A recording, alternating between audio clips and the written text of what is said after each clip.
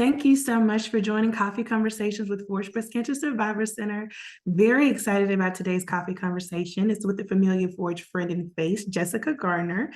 She's going to be giving us a makeup tutorial. Really excited about it because, she's going to simplify things. She's going to give us some detail. She's just going to make it something that is fun and easy to do and a great starting point if you're just getting into makeup.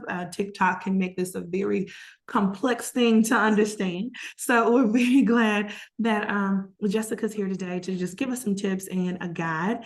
So without further ado, Jessica, I'd first love it if you could introduce yourself and then you can dive right into it. Thank you so much. You're welcome. Thank you. Thank you. I am excited to be here. Can y'all hear me good? Wonderful, wonderful. My name is Jessica Garner, and I am a cosmetology instructor at Paul Mitchell School in Birmingham. I have been an instructor for about a year now, but I've always been in the education field. I've been a licensed cosmetologist since 2015. So I have been in this industry for a while, and makeup and hair and things of that nature have always been my passion. It's trickled down through my family, so it's something that I'm super excited about and that I love to do.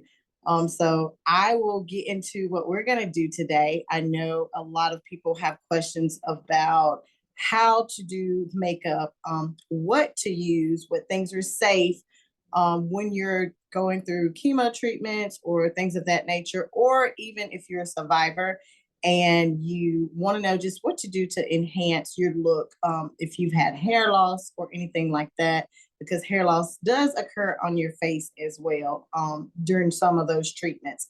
So without further ado, I'll get into it. And if you do have questions as I'm going, feel free to type them in on our chat and we can go back and look at some of those and try to answer some of those as well, or so we won't forget any questions as we go through the tutorial. So feel free. Thumbs up if everything works out good. Thumbs down if you have like something that's like, oh wait, go back to that. Let me hear it again. I'll be glad to do it. And what I wanted to get into is first just talk about what's important to use, what may work for you, what may not work for you, and whether you want something that's going to be a temporary look or a permanent look, because there are options when you have hair loss from having chemotherapy or anything like that with cancer, or just hair loss in general. Sometimes it's not because of the breast cancer situation, but sometimes some people just are having some hair loss issues as they fight certain other issues. So for me, I like a temporary look. I do have very fine eyebrows, if y'all could look at that. So that's one reason I got into it. I was like, I want that look that everybody else has. Like, what are they doing? And so filling in my brows was very important for me because our brows frame our face. That's what's most important. If we get that down pat, the lip gloss and the lipsticks are, to me, the easy steps. So filling in our brows is something that I'm definitely going to talk about, how I enhance my brows, what products I use to enhance them. So I will get started with that. One thing you do want to ask before you start using any products is ask your physician if there are any things that may have an allergic reaction. If there's some things in a product that can cause you to have any skin irritation while you're going through chemotherapy, if you're still going through chemotherapy, or if there are any allergies you have, you want to make sure that you read your products and you consult with your physician about what you're going to be using. That's primary. So once you've done that, then you want to know, now you know what's safe. Let's get into how to use it. So what I do use typically before I do anything on my face or look on my face is a primer. This is the primer that I use, and I'll try to make sure that I get it as close to the camera as possible. If y'all cannot see it, just let me know.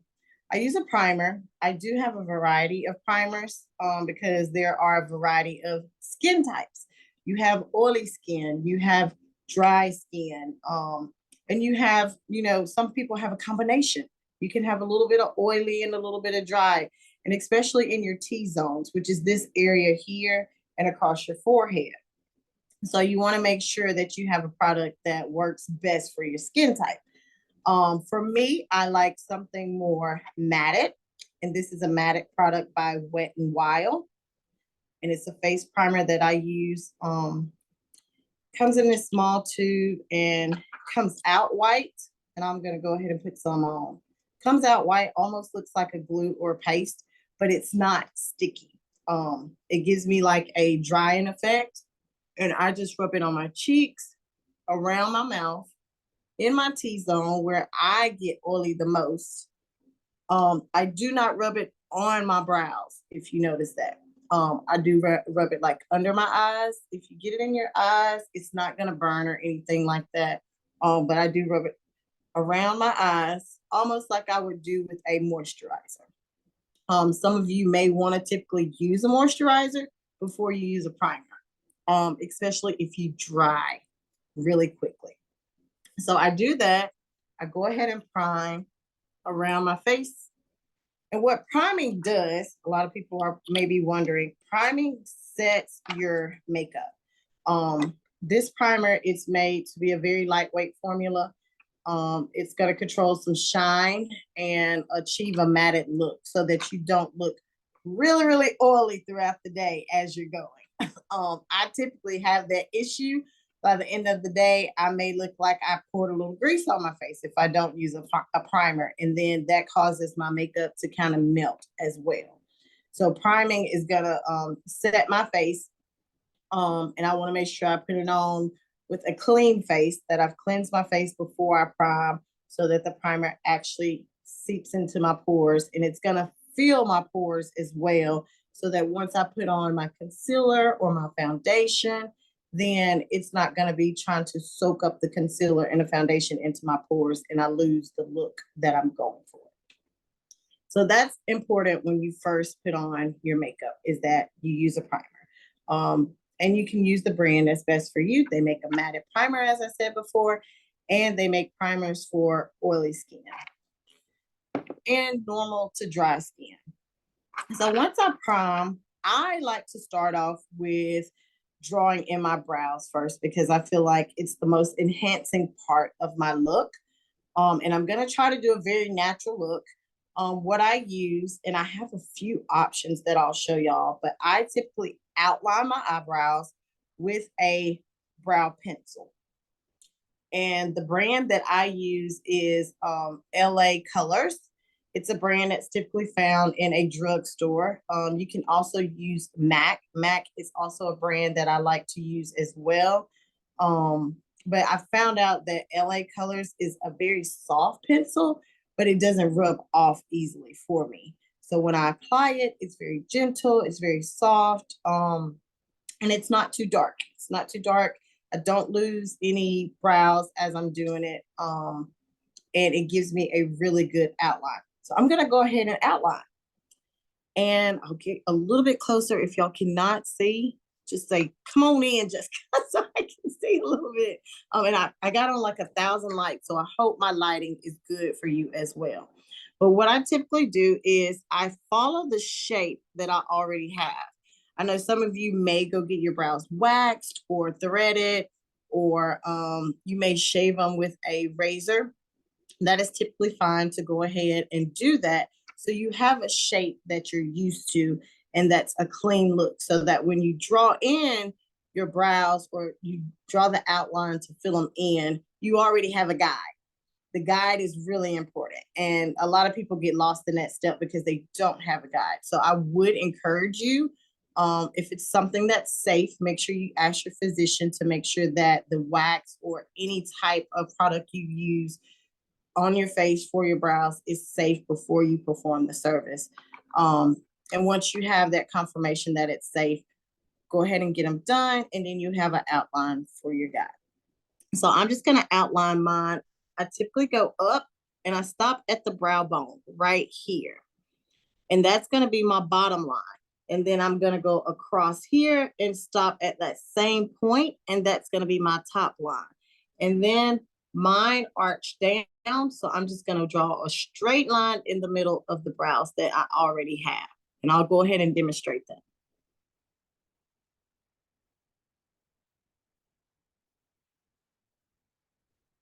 Here, and then I'm gonna go here.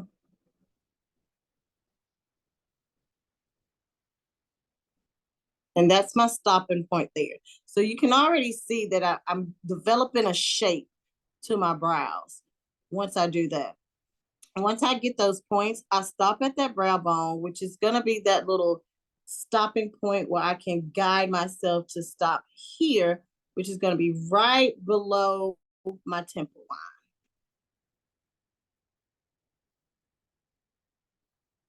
And it's as simple as that. Now you can cut it short if you don't like your sides to go short. Some people's shape is different and it goes up a little bit and you can stop and it's gonna be a little shorter. And that's completely fine. But I do that and I'm gonna do the same thing on the opposite side. And it doesn't matter which side you start with, but as I'm doing it as well, if you can see that my brows cut short here, I want to stop up under that line and not go any further than that point. Because if I go further, they may be too thick or too thin for my look. So I'm going to stop at that brow bone right there. And I'm going to do the same thing up here as well. And another point, I'm going to stop there and I'll do the line. When you fill in your brows, if you notice, typically do not pass your nose or the 2 points in the corners of your eyes. If you go a little further, you may seem to have a little bit of a unibrow and you may not want that look. So I would advise you to typically stop and start here at the corners of your eyes, right at the corners and at the top and at the bottom. So it's almost having a straight little line. Let's see if I can get a little pencil. Here as a guide and here as a guide. Does that help a little bit to know where to stop and start? Okay, great. So I'll finish my side point. I'm just gonna go straight down from the point of my brow bone down. So once I've done that, I like to use a gel product on my brows because I have bad allergies and I have a habit of just like rubbing my eyes and forgetting that I drew my eyebrows on. And I noticed before, like once I just filled them in with the pencil, I would find my brow on my palm of my hand. So I started using a gel-based product, and the brand that I use is by LA Colors. I'll show you that as well. And they make 2 different tones. One is for a darker brown, which typically I use on clients who have black to dark brown natural hair colors. And then they have a light brown, which typically I use on my clients who have lighter brown tones and blonde hair tones. And I'll open those so you can see those as well. That's gonna be the light brown. And then I have a dark brown. Now I know you're probably wondering, why is she not using black? If her hair is black, why is she not using a black brow pencil to fill in her brows versus using a dark brown? If you use black, it's almost like it's too dark and it's too noticeable and your brows stand out too much. So I always advise people when you're doing makeup tones and you're trying to blend with your skin tone, do not use black, regardless of how dark your hair may be, or regardless of how much you want to fill them in. Black is a big no-no in the industry for your brows. It's just way overpowering for your face, and it takes away everything else that you've done to enhance your look. So those are the 2 that I typically use, and I do have a variety.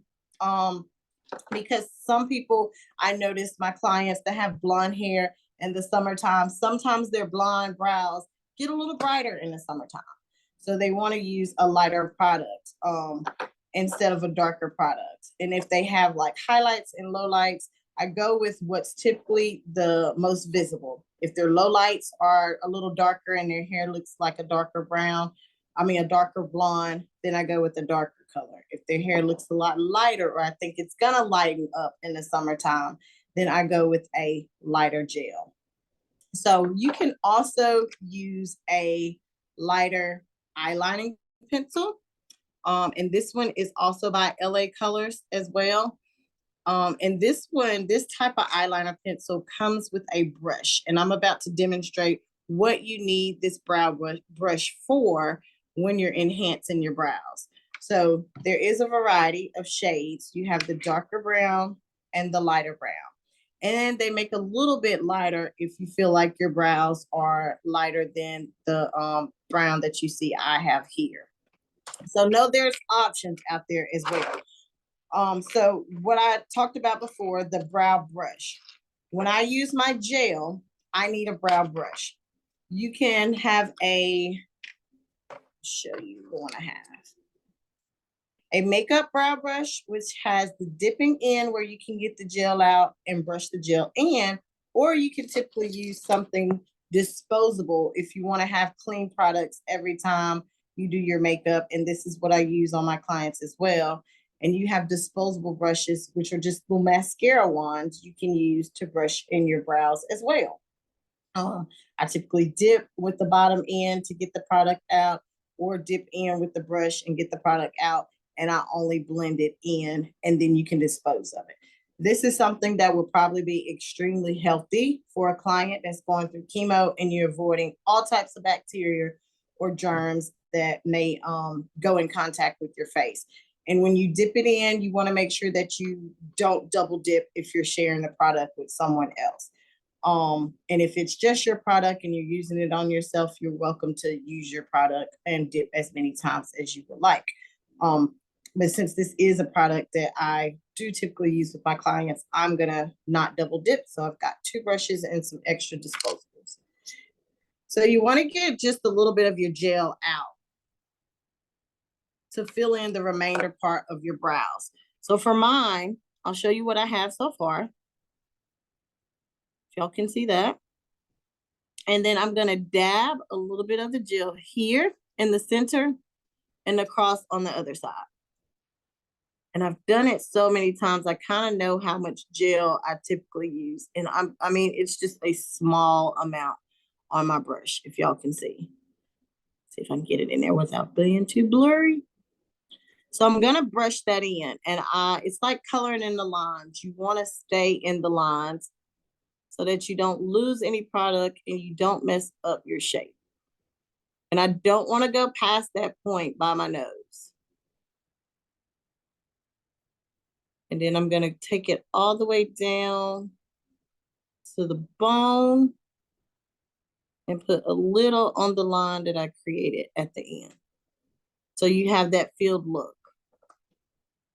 And that right there, if it's too difficult for you to enhance your brows with a little bit of concealer, which I'm gonna demonstrate in just a moment, that right there is simply enough to fill in your brows.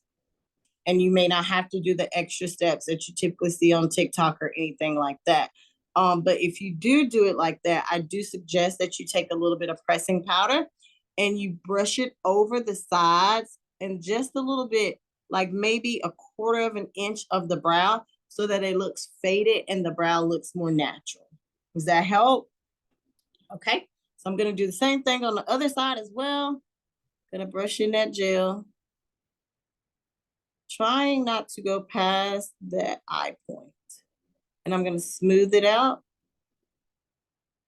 And you don't have to brush really rough or anything like that. Just give it a smooth guide and go down smoothly on the sides. Now what I'm gonna do, which I should have done in the first step, is pull my hair back because it always gets in the way. You can pull your hair back with just a simple hair clip, or you can use, they make hair ties that you can use to pull your hair back as well when you're working on your brows. So I have this look here, and I'll show y'all because I can do this now for those that may not want to use the step that asks for concealer. So what I would do if I didn't want to use concealer or enhance anything further, and all I wanted to do from here is use a little bit of pressing powder, I would dab just a little bit of a pressing powder here down my nose and fade it over my brows, just 1/4 of an inch.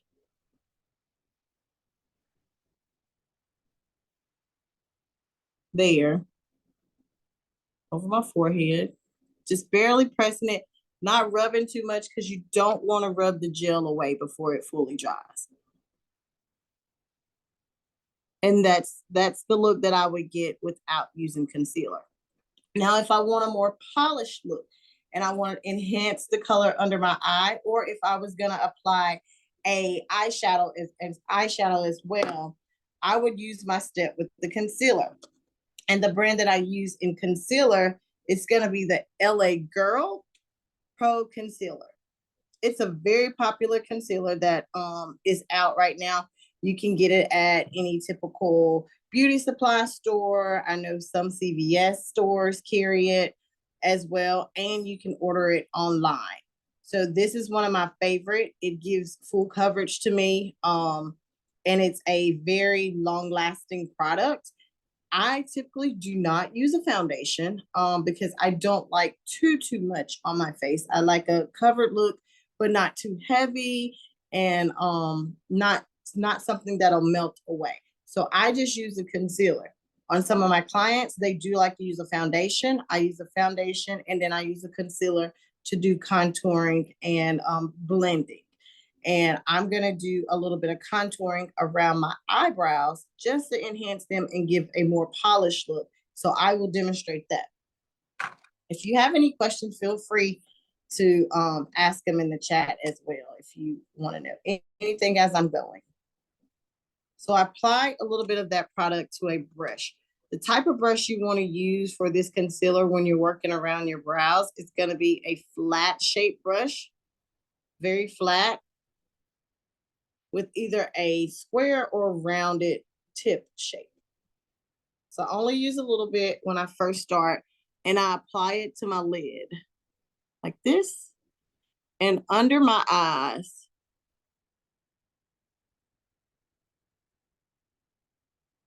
Like this. And then I want to blend it and smooth it out. So what I'm going to do is I'm going to go in and blend with the brush. And I'm going to follow the line that I started. Let me get in the camera. Can y'all see that good? Okay. I'm going to follow the line that I started already and go under it and just smooth up under it. It's like filling in the rest of the coloring sheet. Gonna do that. I'm gonna make sure it's nice and smooth. And I don't want to get the concealer in the actual hairs or on the gel because it'll be too light and it'll be too clunky. So once I do that, I'm just gonna smooth the rest of the product up under my eye. And you want to stroke in an upward motion so that you don't drag your skin. If you drag your skin down, it can cause wrinkles and things of that nature. And I know we're trying to look younger because we're all 21 until we die. So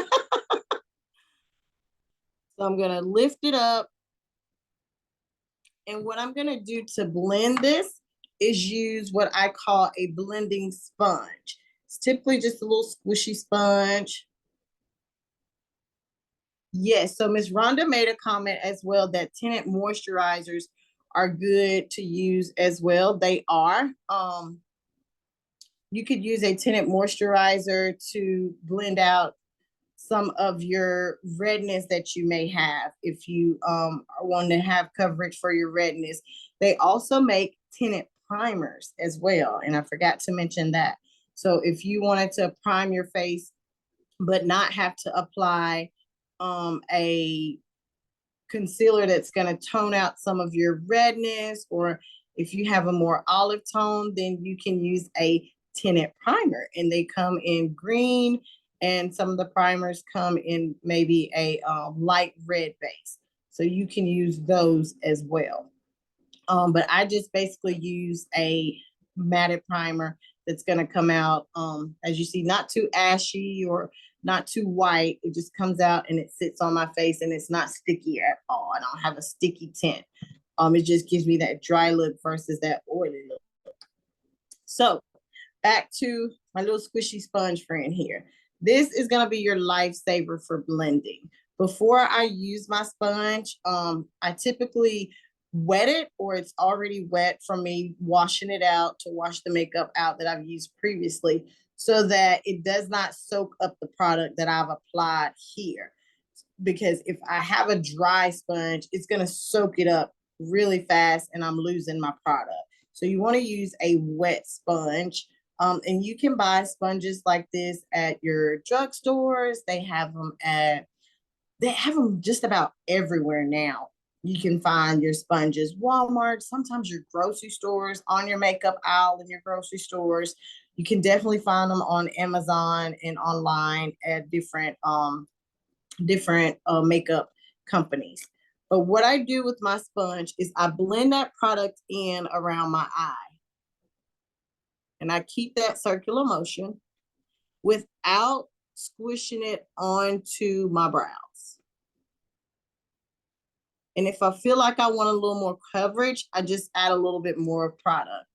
And when you use a concealer around your eyes to enhance your eyes, you want to use a shade that's 2 shades lighter than what you would typically use on your skin tone. You always want to go about 2 shades lighter. So in the summertime, if you tan and you have to change your foundation or concealer and go darker, you may want to change your concealer for around your eyes as well, and make sure that it's only 2 shades lighter than what you typically use. So I'm going to add a little bit more product to my sponge and give me a little bit more coverage. I'm just going to work it in. And it's going to get on my eyelashes as well, but I'm going to apply eyelashes so that once I apply my mascara, that is going to cover the concealer that may have gotten on my lashes. So this is what I'm getting when I do that. I'm also going to fill in around the top, because typically when we get our brows waxed or anything like that, you may notice that it's a little bit lighter under and it's a little bit lighter above it. And that's just the skin that's being exposed from having them waxed or threaded. So I want to get that look so it's a more natural look. So I'm going to take a little bit more of my concealer and I'm going to blend it in the middle so that I have a polished look here. And I'm going to blend it above, following that guideline that I already have, trying not to get it on the actual hairs.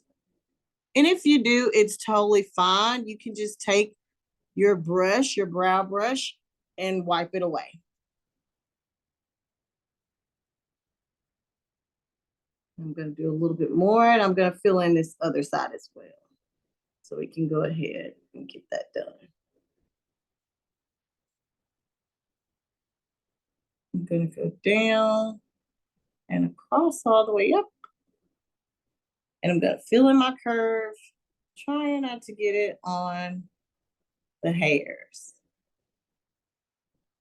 I let the students wax my brows at school. I'm always a guinea pig, and I see some hairs that they miss. So I'm like, oh, I may have should have waxed them again. But it's okay. That concealer will cover a little bit of that hair if you see extra hair there. Gonna take a little bit more product and go in to make sure it's nice and smooth.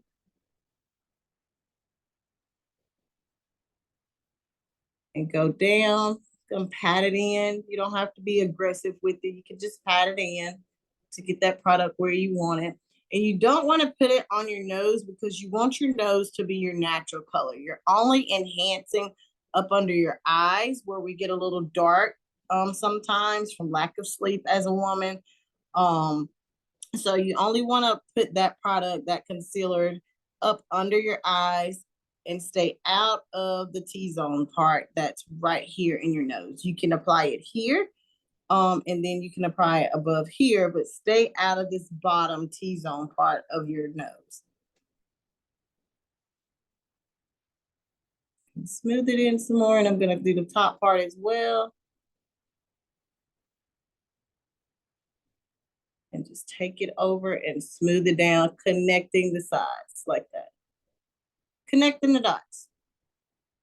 And then I'm gonna blend it in with my blending sponge again. And these sponges are not expensive. You do not have to buy a super expensive sponge just to blend in. They have sponges at Dollar Tree that I found out that work really great for me.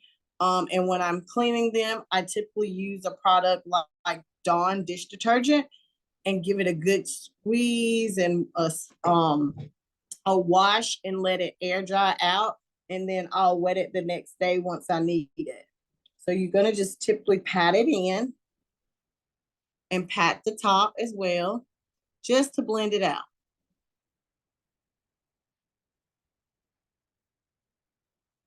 Now, if I'm enhancing around my brows with the concealer, I'm gonna do a little bit of concealer around my whole entire face as well. If you wanna enhance but not do the entire look, you don't have to apply it below your eyes and all over your lid. You can just guide it over your brows just a little bit and blend it in with your sponge on the bottom and the top and get the same look that you want. Since I know I'm gonna apply some eyeshadow, a little natural eyeshadow, I'm gonna apply it over my whole lid so that my eyeshadow pops a little bit more and you can see it. So now I'm gonna add my eyeshadow and then I'll blend in the rest of my face with my concealer to give me coverage. I'm gonna do a natural brown. Here's the trick too when you're using eyeshadows and concealers. You wanna buy a contouring palette. It's gonna give you a variety of shades and tones. And you can use a pressed powder from a contour palette or even just your pressed powder and apply it as an eyeshadow. So it can be used for a variety of things. And I'm going to use my contouring palette for my eyeshadow so that I have a more natural based look, because I have a hard time finding a palette that has just a lot of natural browns in it that I like to use. But I'm like, hey, but I've got my contouring palette and it'll do the same thing and it'll last just as long as well. So I'm just gonna apply a little bit of that brown from my contouring palette to my eyelid. And I can see it a little bit better now that I have the concealer on that brow and lid. And I'm just gonna pat it in on both sides. And then I'm gonna smooth it out by stroking it across.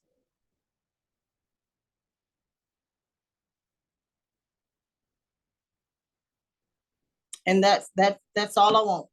I'm going for that natural look, so that's all I want. If you want something more enhancing, you can add your glitters and your blue tones and pinks and anything else that you want to rock and have a more popping look. But that concealer is going to give you that brightness that you want so that you can actually see the shadows. So once I've done that, I'm going to come in and apply my concealer for my all over coverage for my face. I'm going to make sure that I bring it down on my neck a little bit so that I don't have a line and it looks like my head is just floating. You know how we get that look as if we're just floating?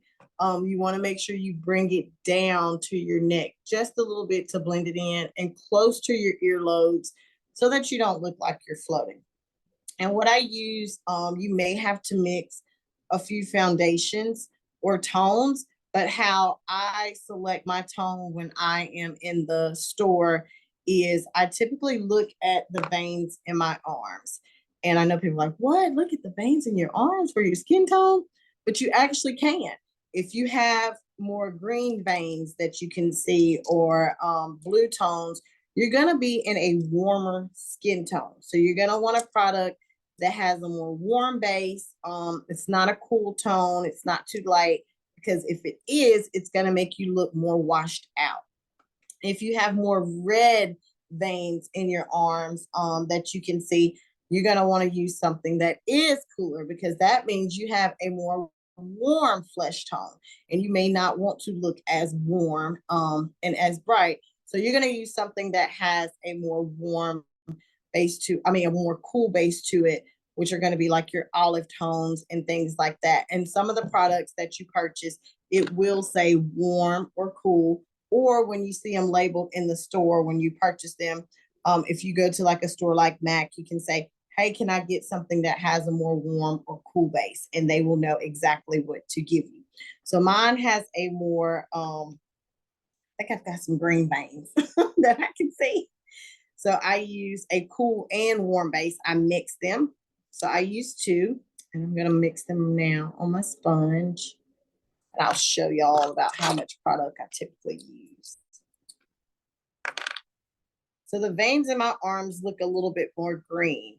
And when I want to cancel out some green, which gives me that olive base, I'm going to use a red base product. Red cancels out green. And that's a whole nother lesson on color blending that if you have questions on, I'll be glad to ask. I'll be glad to answer. So feel free to ask them, and we may get into depth on that on another time. But I incorporate a little bit of that red into my concealer so that I can get a little bit of coverage for the more olive tones that I see and cancel out some of that. So I just do it in a little circle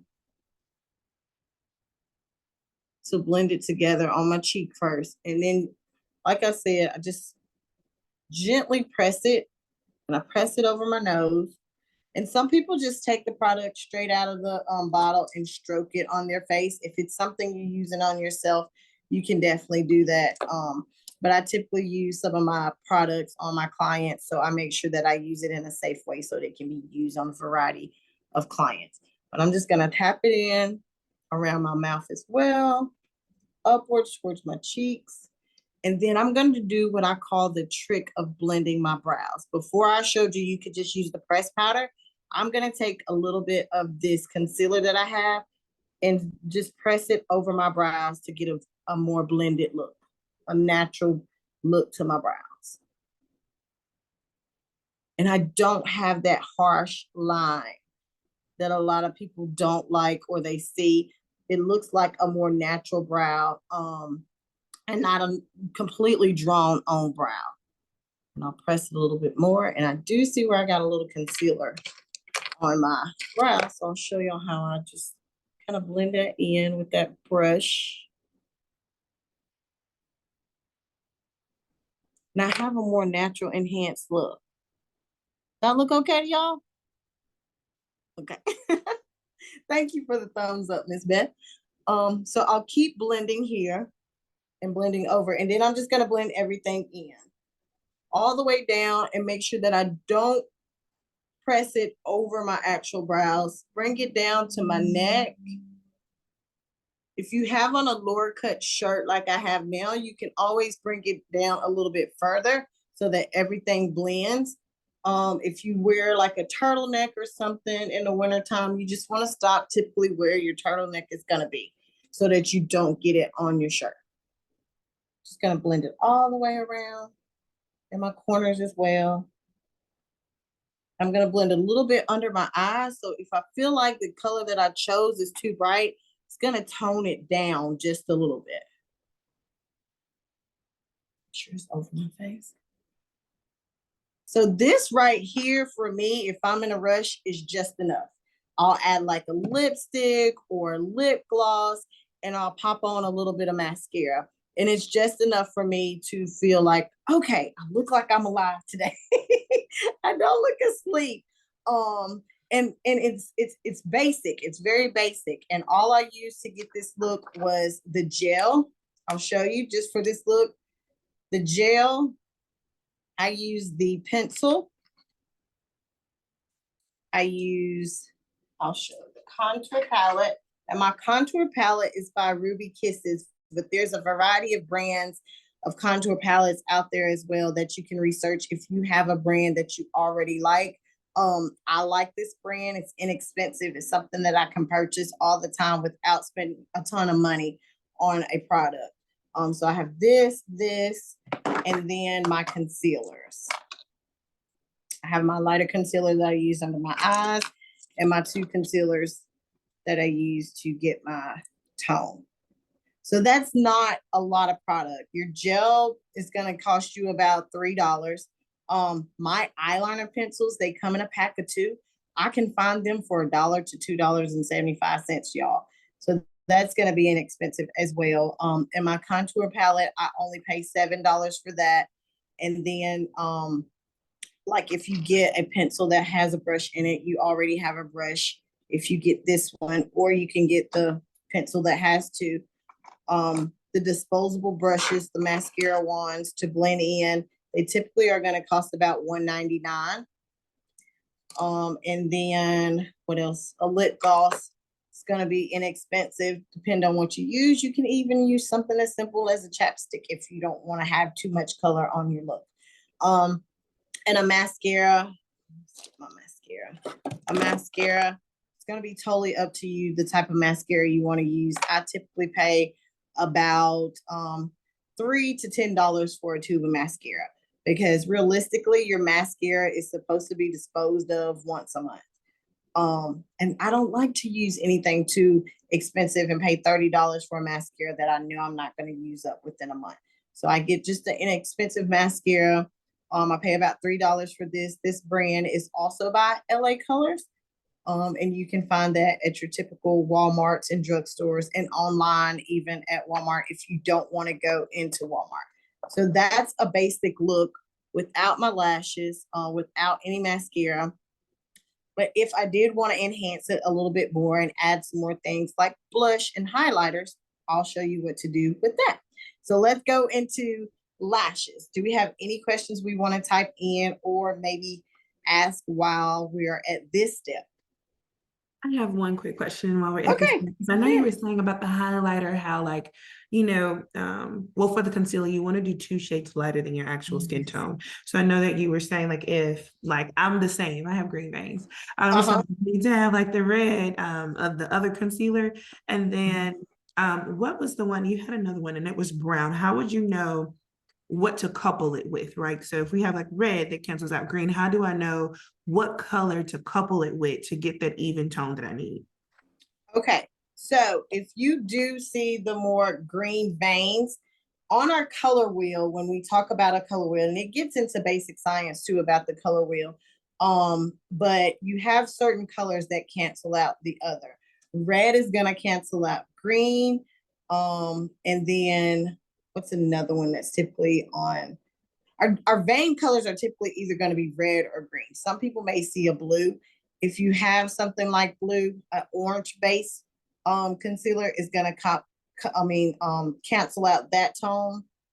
Let me think of what's another color. The way we teach our students to remember their color wheel is auburn colors, LSU, which is purple and yellow, they cancel out each other, and Christmas, which is red and green. So those are only the colors that you need to think about when canceling out another color as far as something on your skin tone. Some people may battle with rosacea, which gives them that really red tone. They can use a green base primer or a green base concealer. So when you look at what tone you want to use on your flesh, if I say, for instance, have this toffee color, and I picked the toffee color based off of the shade that I got to blend with my actual skin tone. And what I did is I went to the store that has the samples in the store, because sometimes you typically will have a sample in the store where you can squeeze it on and just apply it to your skin to see if that blends in. I would suggest doing something like that. If you go to a more professional store like MAC or anything like that, you can have them give you a sample and see what actually blends in with your skin tone before you purchase an actual concealer or foundation from them. And then I would go 3 shades lighter. And on their scale, they typically know there's numbers sometimes on the back of them that will tell you what shade is the next shade. And I would go 2 shades down from that shade that you saw blended in with your skin better. The reason I add a little bit of red is because I feel like I have a more olive tone and I want a little bit warmer look sometimes. So I just do a little bit of the red to give me a more warmer look. And then sometimes in the summertime, that little bit of red enhances the darker tones that I have had already, or that warmer look that I've gotten from the sun. So that's how I blend when I try to decide what's the right color. But you want to first get a foundation color that matches your skin tone. And then before you add the red or green to it, you want to make sure you have the right match to add that red or green to cancel out those colors. Does that help a little bit? That kind of answer your question a little bit? Couldn't find the mute button. Yes. Okay. Yes, because I think that's something that can be intimidating too, because you go to the makeup section and there are like a bajillion colors, a bajillion Absolutely. different brands. So like, you might not be, you might, for someone who's just starting this, it might be overwhelming to like, oh my gosh, Yes. what color do I pick? And then a lot of stores, like I know Walmart's not one where you can go and you can try out the product, like which Right. by Walmart you keep. And so it's Right. like you probably, it'd be more helpful to kind of go to a store that would allow you to kind of test out some stuff. So I will tell you this. This is a trick to Walmart and some of those stores. You can actually take your shade back and exchange it. They will take it back within the 14 days. So I know Walmart will do it, Target will do it. So if you get a shade and you're like, oh no, this is not it.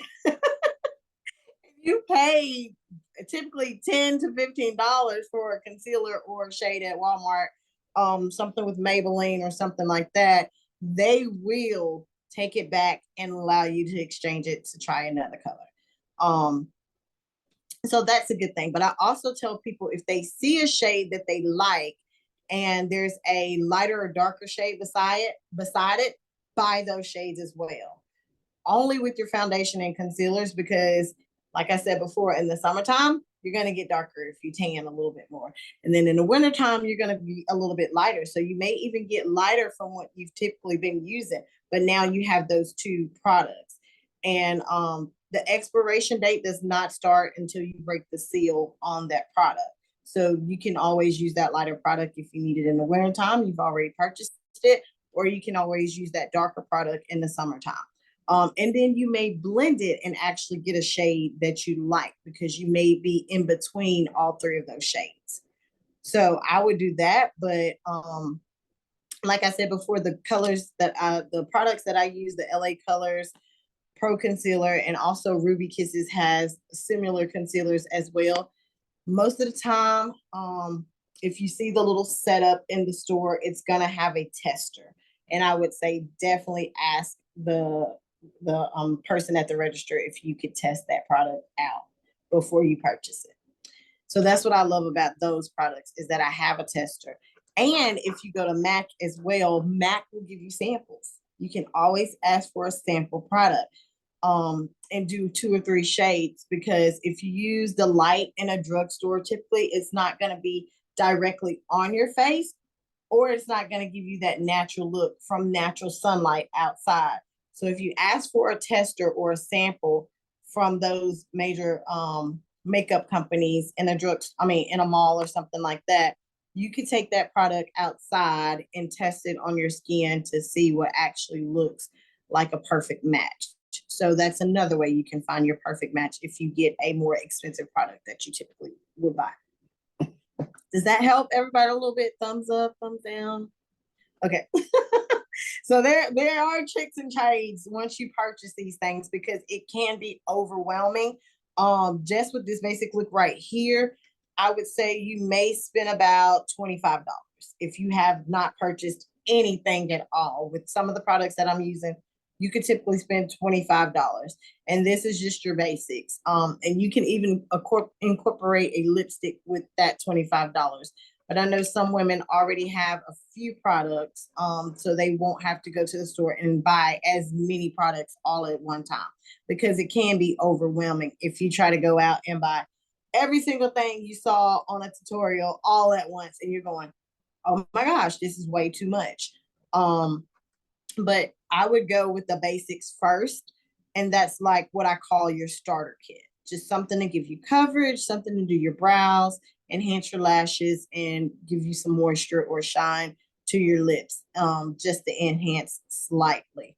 So don't get overwhelmed. do not get overwhelmed. And always, always ask questions. If you see somebody with their makeup done in the store and they're looking, say, hey, can I ask you a question? Because most likely they're a makeup artist. And if you go into MAC or Ulta or any of these other stores, you can say, hey, I need help. I need some in-depth help. I need some help finding some shades that are going to match my skin tone, not only for right now, but maybe in the future. So if I come back and I want to purchase something, I know what to purchase. So I hope that helps a little bit, and we'll get into going a little bit further and now applying some lashes. This is what people say could be a little bit scary, is applying some lashes to enhance their look. And sometimes you don't have to. Great, I'm so glad, Stella, this helps. Sometimes you don't have to apply lashes. You can get that look from a mascara. There are so many great mascaras out, but it's just all in deciding what is affordable for you. And you want to get something that is going to be affordable, that you're not having to throw away once or twice a month, and you haven't used up the product. So like I said previously, I do use the LA Colors mascara. Before I apply my lashes, I apply my mascara. So I'm going to apply a little bit of mascara. I'm going to use one of my disposable ones and get enough. One quick question when you're doing Yeah. that. So sorry. So for like, I know like, especially in the breast cancer community, right? Like someone who's having chemotherapy where they don't just lose their hair, but they also lose their eyebrows and their eyelashes. What kind of tips do you have for like situations where they're in the thick of it, right? Like they want to have the lashes, but they, you know, and then they want to draw the eyebrows, but they're not physically there to guide them. What are some? So one thing you can use are our stencils. You can use a stencil for your brows. So they make different little plastic stencils that you can order online. You can find them in the beauty supply stores, and you can put the stencil on your eye and fill it in with the pencil first and have a guide. You're gonna typically, what I would suggest too, this is a big thing that I tell a lot of people before they start something like chemotherapy. Take a picture of yourself while you do have your hair and your lashes and your brow shapes, so you can know what your brow shape is first. Or have an older picture where you're like, this is how I like my brows. This is what I love. Let me keep this picture so I have a guide to what I need to draw on or what shape I need to have before I enhance my brows. So do that. Have a picture. So if you have that picture, you can always pull up a little guide that has different brow shapes on it. So when you go into the store to buy one of those stencils, you can select the stencil that's closest to the shape that you're desiring. And once you put that stencil on, you're just going to place it where you see your brow set at on your pencil. But we still have our bones. That's the main thing. You're still going to have your bones. That's going to be the structure to your face. So you want to make sure that that point of the brow on that stencil is going to stop at that brow bone. And like I said before, you can draw that brow line on the side down as far as you want it or as short as you want it, whatever you desire. But a stencil is going to be your best product to use if you've lost all of your hair and you don't have anything or you don't have a guide to follow. And then you can just still use the same products such as the eyebrow pencil and the gel to fill it in and actually get an enhancement on your face. Does that help? Wonderful. And for your lashes, if you don't have any hair on your lashes, I would typically say just go with like a lash enhancement product, which is going to be like some basic lashes. They make a variety of lashes.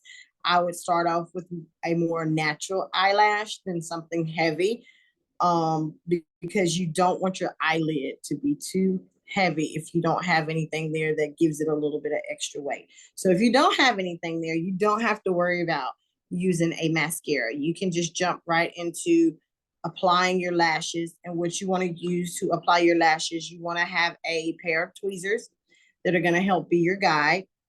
And what lashes you typically want to use, a more natural look or a more voluptuous look. It's totally up to you. And you want to use an eyelash glue. Now, what I do like, I like this particular brand. It's called Sassy. Everybody thinks it's like a hair glue, but it's not. Sassy actually makes an eyelash glue. And I love it because it's an antifungal glue. It dries quickly, it's waterproof, and it's very durable. They also make it in a white base so that when you apply it, it's clear. So you can buy it in the white or in the black tone. I typically buy the black one because a lot of my clients like to do a liquid eyeliner as well. And this just blends right in with the liquid eyeliner. But what I would suggest if you don't have any lashes at all is to buy the white eyelash glue, because it's going to apply clear and you won't see the black line that you can't cover up with a little bit of mascara. Does that help a little bit? Wonderful. Okay, so I'll go ahead and put on my mascara. I don't know if we're crunching for time. Are we good on time? Okay. I've got all the time in the world for y'all today. So I'll do a little bit of mascara. And I'll do the other eye without doing mascara. Just so y'all kind of know what it would look like without the mascara. If you've totally lost your lashes. I'm gonna do a little bit at the bottom. And that's just to start so I can see where I'm gonna lay my lashes. And you typically wanna lay your lashes above your line of your lid. And you're just gonna follow that lid. Now, when you purchase lashes, some of them may be too long for your eyelid. So you can always cut the length off and try not to completely cut the hairs off, but you can cut a little bit of the length off so that fits your lid correctly. I use different brands of lashes because there's so many out there to choose from. So I like to just see what variety is out there and try different varieties. I really don't have a variety, or a company that I typically like, because there's so much out there and I love trying them all. But today I'm going to do a very natural lash, and this brand is by Elf. It's an Elf brand. I forgot the name of this lash, but I'm going to show you. It's just a very natural lash. It is what we call our strip lashes. The strips are going to be so much easier to apply versus applying an individual lash. If you've lost the hairs, it's going to be harder for you to attach the individual lashes to your actual eyelid because there's no hair there to help guide you. So I would suggest that you use a strip eyelash. Something as simple as that. What I do is I put it on my tweezers and I apply a little bit of the glue. And I'm going to do that in the camera so y'all can see about how much I apply. Just a little bit. I'm going to squeeze it out gently. And follow the strip line. You don't want to put it on the actual hairs. You just want to get it on the strip. And you want to make sure you get enough on the corners, because that's typically where they fall off at. You either water in your eye corners, or they just get a little bit loose where it bends. So you want to make sure you get enough glue on the corners. Now this is the trick. Everybody's like, okay, I'm just gonna throw it on. Stop. Don't throw it on. Oh, so you can buy, Beth had a quick question. You can buy the Sassy eyelash glue from typically any beauty supply store, but you can also order it online as well. It's gonna cost at the most $4, and it's gonna last you a long time. That's what I do love about it too. But you can do that, Beth, online or at any beauty supply store that you typically can find. I think Sally's may be the only one that I have not found it at. So once you've applied a little bit of that glue, do not pop your lash on. let it dry, let it get a little tacky. I'm always in a rush. So what I do, just act as an extra little maneuver. I take my blow dryer and I put it on a low setting, just your typical blow dryer, or even a fan. If you have one of those little hand fans, I'm gonna turn it on real quick. I put it on a cool setting. I have put it on high heat before and it melted the lash. So do not put it on high heat because you may melt your lash. And that was a learning lesson for me. But I want to put it on a cool setting and I want to just turn it on low because you don't want to blow your lash out of your tweezers. I want to turn it on low and only like blow it for about 10 seconds just to get it just a little dry and a little tacky. So I'll do that.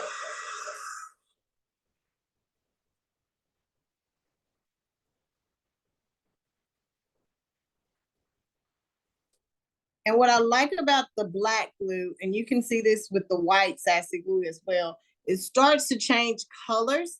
It went from that gray tint to almost that black tint. So it changed color so I can tell it's drying, and that's just enough to give me that tacky application that I want. Because if I do it while it's wet, it's likely to run and run down in your eye or run all over your face, and you don't want that. So you want to get it a little dry before you apply it. What I do is a lot of people use their fingers, but I feel like the tweezers give you more control and help you guide. So I just kind of grab them in the middle without touching the glue and apply it just above my lids. Let it sit, press it in the middle, let it dry a little bit, and then I hit my corners. You may have to press it a few times or hold it in that spot.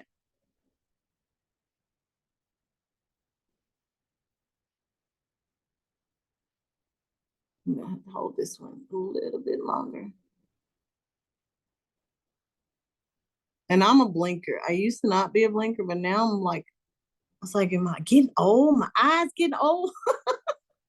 So I try not to blink, but if you need to close one of your eyes or that particular eye, you can. I'm gonna press it a little bit more.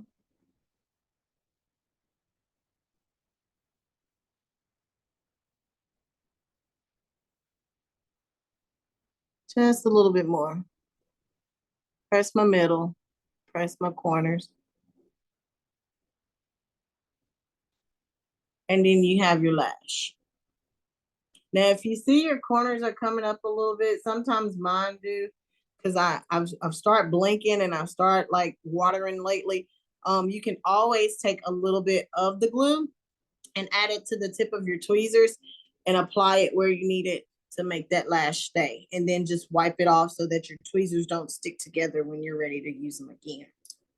So this side, I did not do mascara. So this is gonna be my example of what the look would look like if I didn't have lashes or I've lost my lashes from my chemo treatments, what it's gonna look like without the mascara. What I could do as well on this side is draw a guide. I could use a liquid liner or something like that. So I'm gonna do that on this side. So I kind of draw a guide to where I want my lashes to stay.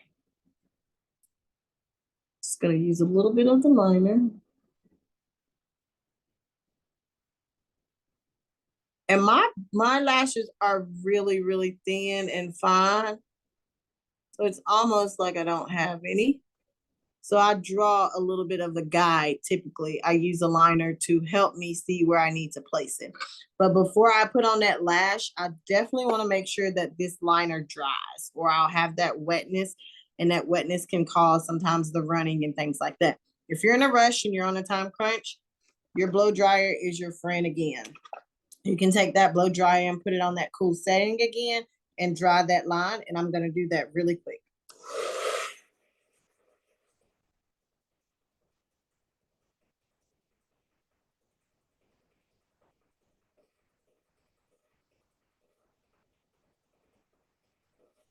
All right. That should be good enough. And you'll see it. It'll lose its little shiny look, its wet look, and you can see it dry. So then you want to take your lash and apply your glue. I'm going to use my tweezers again.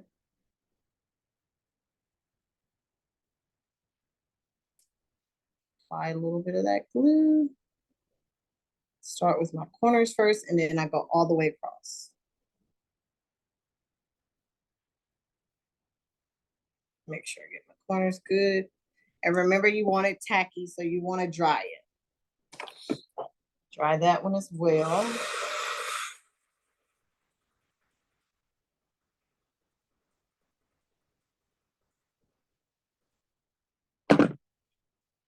I'll show you. See how it's still gray? Still a little gray. I'm gonna get it to where it's almost a little black so that I know that it's kind of dry enough for me to add it to my lid.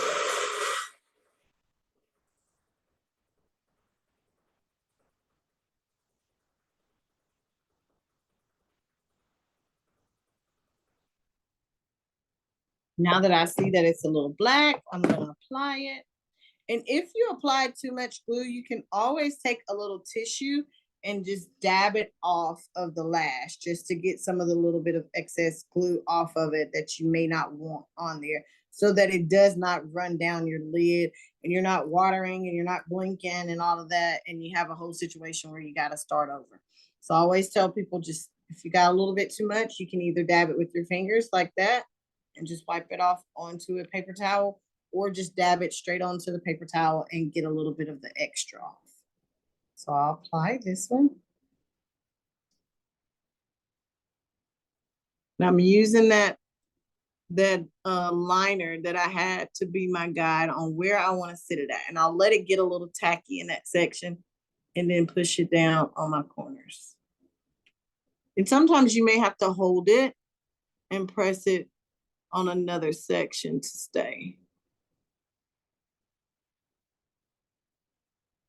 Just until it gets tacky. I'm already starting to water, so sorry. I used to didn't water at all, but now I'm like, oh, I think I'm getting old, or my eyes are getting bad.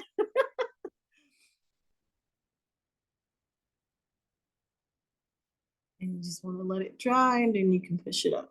And you can kind of see the two different looks that you get from having the liner and without the liner. Or the mascara. There's no mascara on the bottom side over here, but then there's a little mascara on this side. So that's typically what you do for your lashes, and it can be really easy. I know it's like, oh, she did it like in a blink. And sometimes when you start off, it may be a little bit hard because you can't get your corners to stay on. Just take your time. Take a deep breath while you're doing it. I had to tell one of my family members that, like, take a deep breath and don't overthink it, because it's really not hard. It's like a press in the middle. You may have to hold the corners once you have the middle attached, and then you may have to take the tweezers and do this. Beth said, do you ever put lashes on the bottom? I do sometimes, Miss Beth. I don't do a strip. I have not gotten good at putting a strip on the bottom. I put individual on the bottom, but it's so hard to find some individuals that are short enough because my eyelids are a little heavy and they always kind of touch my cheekbones, and I'm like, what is on my face? So I like to just go in with a little bit of mascara from time to time. It's not that often that I do a bottom lash at all, but you can. I have a lot of my students that it just depends on your eyelid shape and what you feel like works best for you. But I just go in with a little bit of mascara just to get that enhanced look, or I add just a little bit of liner, just, so I don't look like I'm washed away under my eyes in all one tone. So you can do that, or you can use the individual lashes and just do a dot of it and apply it to your bottom lash. Now, I did see a question about the magnetic lashes. So let's go back to that. Are magnetic ones a good alternative if the glue isn't a good fit for someone? Yes, it is. So with the magnetic lashes, how I just applied the liner, if this was the magnetic application, you would typically just put that on there and sit those lashes onto that line just like I did. So that's why I wanted to do that example as well, because most magnetic eyelashes come with the magnetic liquid liner, and then you just apply it. So if you don't have anything there at all, that's the absolute step you would do to apply a magnetic eyelash. And those you can find are truly inexpensive now because they've gotten really popular. So if you don't like to do the glue, or the glue may be a product that interacts with your chemotherapy, you can try the magnetic product, and you would just have to read the ingredients to make sure it's not something that's going to interact with chemotherapy as well. If it is, you may have to do a little bit of a deeper research to find a product in there that doesn't have what's going to cause any allergies or anything during your chemotherapy. But yes, the magnetic lashes are another alternative, and you would simply do it just like I did this side over here. Thank Any you more so questions? much, You're Jessica. welcome. I You're asked that because, welcome. like, I'm a magnetic eyelash person. I tried Yes. the glue for Yes. months. Like, I really Yes. gave it my all, and it just didn't like me. I didn't like it. And so when I saw the magnetic ones, they were a whole lot easier. Like you said, it's literally just putting liner on. Sometimes you might have to double back on the liner because sometimes we Mm-hmm. might do it a little too thin, but it has been such a lifesaver for me. Good. They say that you have just been such an awesome guest. I love having you Thank with us. you. I love Um, being here. yes, and I mean you just did so wonderful. We're so grateful. And I'm sure that anybody is gonna learn from this. Okay. but Okay. I'm gonna wrap up this call. I just wanted to say thank you for coming on to our coffee conversation once again, and just giving us such amazing tips and some resources too. You know, it just can get, like I said, overwhelming when you think about the products that you might need, things Absolutely. that you might see on your ads on your phone or whatever. So it's really nice to be able to have a professional come and break it down in a way that, okay, like this is achievable for me too. Yes. And these are some ways that I can take back a little bit of my femininity when I'm going through chemotherapy and my eyebrows and my lashes are gone. Those are the two things I don't think a lot of people think about when they think Right. about chemo. They immediately think about the hair, but there's hair all over us, right? All over your body. And so it's really nice to know, like, okay, like even these little things, of course, along with, wig pieces, these are some things that we can kind of do to kind of take back a little bit of our physical identity. So thank you so much, Jessica, for all You're that you do. welcome.